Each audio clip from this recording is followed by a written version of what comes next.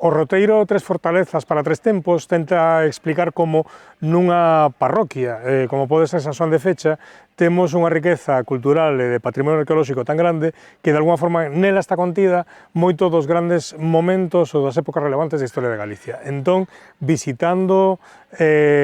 o castro de Castromaior, visitando o castro de Fontoade e visitando a Mota do Lamascal, de alguma forma podemos coñecer épocas tan distantes e tan diferentes entre sí como a Idade do Bronce, a Antigüidade tardía, a época da Segunda Idade do Ferro, do tempo dos castros, ou incluso a Alta Idade Media,